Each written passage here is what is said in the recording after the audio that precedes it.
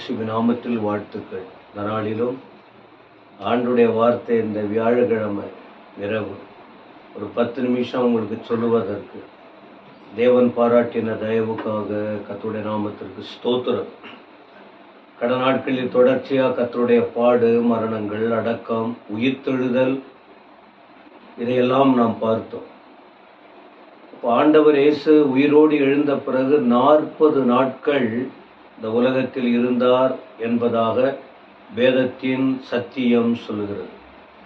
இயேசு கிறிஸ்து உயிரோடு எழுந்ததினால் நமக்கு என்ன பலன்? எனக்கு என்ன நன்மை?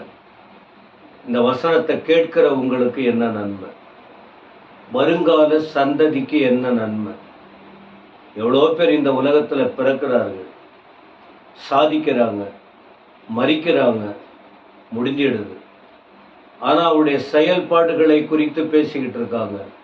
ஆனால் இங்கே இந்த வேதம் ஆண்டவர் இயேசு வாழ்ந்து மரித்து அதோட போகலை, இன்னைக்கும் உயிரோடு இருக்கிறார். உயிருள்ள தேவனாய் அவர் பேசி கொண்டிருக்கிறார். உயிரோடு எழுந்ததினால் நமக்கு கிடைத்த நன்மைகள் என்ன? ஒரு வசனங்களை உங்களுக்கு சுட்டி காட்ட விரும்புகிறேன். 1 பேதுரு 3ஆம் அதிகாரத்தின் 21ஆம் வசனம் பாருங்கள். அதற்கு ஒப்பனையான ஞானஸ்நானமானது மாம்ச அழுக்கை நீக்குதலாயிராமல் தேவனை பற்றும் நல்மன சாட்சியின் உடன்படிக்கையாயிருந்து இப்பொழுது நம்மையும் இயேசு கிறிஸ்துவினுடைய உயிர்த்தெழுதலினால் ரட்சிக்கிறது என்று சொல்லப்பட்டிருக்கிறது. எந்த விஷயம் இது? ஆண்டவர் இயேசு உயிரோடு எழுந்த பிறகு அவர் அதற்கு முன்பு என்ன செய்தார் என்று 19 பார்க்கிறோம். காவலில் உள்ள ஆவிகளுக்கு போய் பிரசங்கம் பண்ணினார். இப்ப அந்த காவலில் உள்ள ஆவிகள் எங்க இருந்தாங்க, அது யாரு, எப்படிப்பட்டதுன்னு சொல்லி 20ஆம் வசனத்துல அந்த ஆவிகள் பூர்வத்திலே நோவா பேழைய ஆயத்தம் பண்ற நாட்கள்ல ஆண்டவர் பொறுமையோடு காத்திருந்து இருந்தபோது கீழ்ப்படியாத போயிட்டாங்க. அவங்க எவ்வளவு சொன்னாலும் கேட்கல. 8 பேர் மாத்திரம் அதுல பிரவேசித்தாங்க. அப்ப இதற்கு ஒப்பனையாக அந்த பேழை அதுல உள்ள இருந்தவங்க இதற்கு ஒப்பனையா என்ன சொல்றாரு பேதுரு?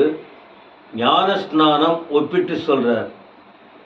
ஞானஸ்நானம் என்பது மாம்ச அழுக்கை நீக்கிறது இல்லை, அது ஒரு உடன்படிக்கை, நல்ல மனசாட்சியின் உடன்படிக்கை.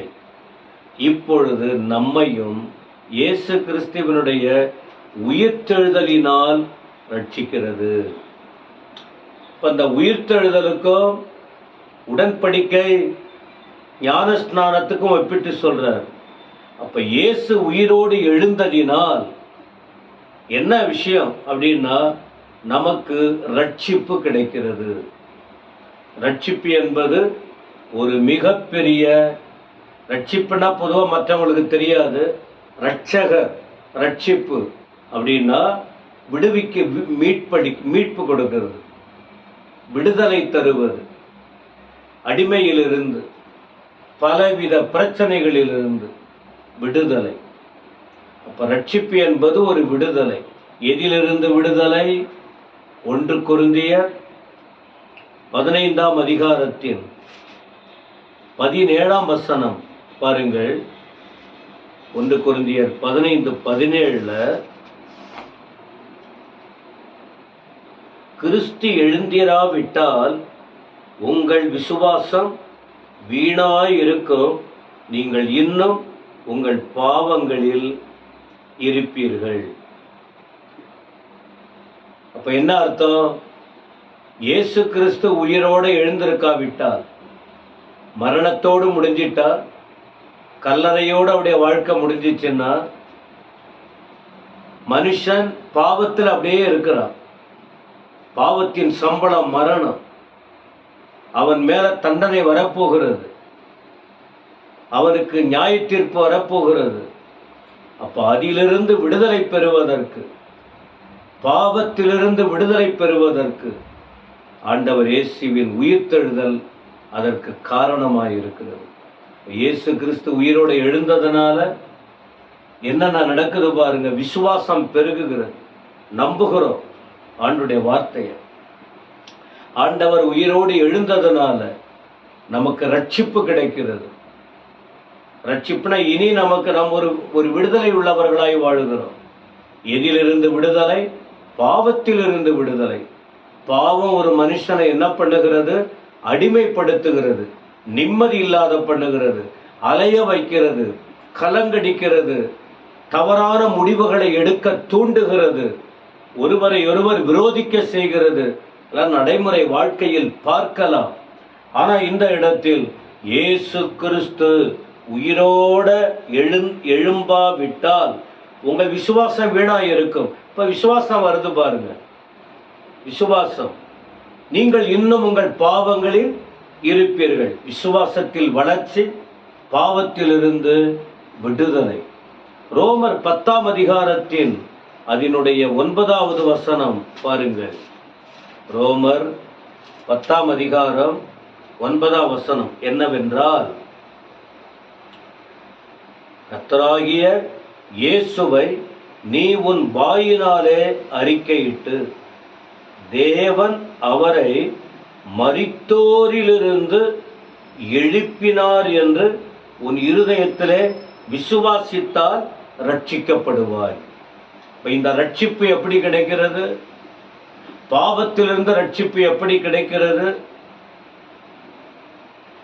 உயிர்த்தெழுதலினால் ரட்சிப்பு எப்படி வருகிறது என்று சொன்னால், இங்க வசனம் சொல்லுகிறது, உன் இருதயத்துல விசுவாசிக்கணும். என்ன விசுவாசம்? இயேசு மரித்தார், இயேசு கிறிஸ்து அடக்கம் பண்ணப்பட்டார், இயேசு கிறிஸ்து உயிரோடு எழுந்தார், அவர் உயிரோடு எழுந்தார் என்று விசுவாசிக்கிறோம். இந்த விசுவாசம் இருதயத்திலே, அடுத்த வசனம் சொல்லுகிறது, நீதி உண்டாக இருதயத்திலே விசுவாசிக்கப்படும், ரட்சிப்புண்டாக வாயினாலே அறிக்கை பண்ணப்படும் என்று. அது மட்டுமல்ல, 1 பேதுரு 1 அதிகாரத்தின் 3, 4 வசனங்கள். 1 பேதுரு 1, 3, 4 நம்முடைய கர்த்தராகிய இயேசு கிறிஸ்துவின் பிதாவாகிய தேவனுக்கு ஸ்தோத்திரம் உண்டாவதாக. அவர் இயேசு கிறிஸ்து மரித்தோரிலிருந்து எழுந்ததினால், இயேசு கிறிஸ்து எழுந்ததினால், உயிரோடு எழுந்ததினால் ஏற்பட்ட நன்மை என்ன? அழியாதது, மாசற்றது. அழியாததுன்னா உங்களுக்கு தெரியும், அழிவில்லை.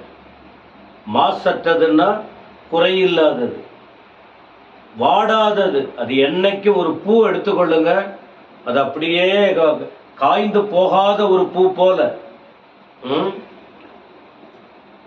வாடாததுமான சுதந்திரத்துக்கு ஏதுவாக ஜீவனுள்ள நம்பிக்கை உண்டாகும்படி தமது மிகுந்த இரக்கத்தின்படியே நம்மை மறுபடியும் ஜெனிப்பித்தார். நாம் மீண்டும் உயிர்ப்பிக்கப்பட்டிருக்கிறோம். பழைய வாழ்க்கை மாறி இருக்கிறது, பழைய சுபாவங்கள் மாறுகிறது. மீண்டும் நாம் பிறந்திருக்கிறோம், தாயின் வயிற்றில் அல்ல, இருதயத்திலே. அப்ப இயேசு உள்ளத்திலே ஏற்றுக்கொள்ளுகிறோம், இந்த இருதயத்தில் விசுவாசிக்கிறோம், இந்த நாவினாலே அறிக்கையிடுகிறோம், அவர் உயிரோடு இருக்கிறார் என்று நம்புகிறோம். அப்ப இயேசு கிறிஸ்து உயிரோடு எழுந்ததினால் எவ்வளவு பெரிய ஆசீர்வாதங்கள். பிரியமானவர்களே, இது வெறுமனே கதை அல்ல, இது வாழ்க்கையின் தொடர்புள்ள விஷயம், உணர்வு பூர்வமான காரியம். இதில் அநேக நன்மைகள் இருக்கிறது. அடுத்த வாரம் மீண்டும் அடுத்துள்ள ஒரு வார்த்தைகளை உங்களுக்கு சொல்ல ஆண்டவர் கிருபை கொடுப்பாராக. உயிர்த்தெழுதலின் வல்லமையோடு நீங்களும் நம்பிக்கையோடு இருங்கள், ரட்சிப்புக்குள் வாருங்கள், இணைக்கப்படுங்கள், அவருடைய ஆசீர்வாதத்தை பெற்றுக்கொள்ளுங்கள். கர்த்தர் உங்களை ஆசீர்வதிப்பாராக. ஆமென்.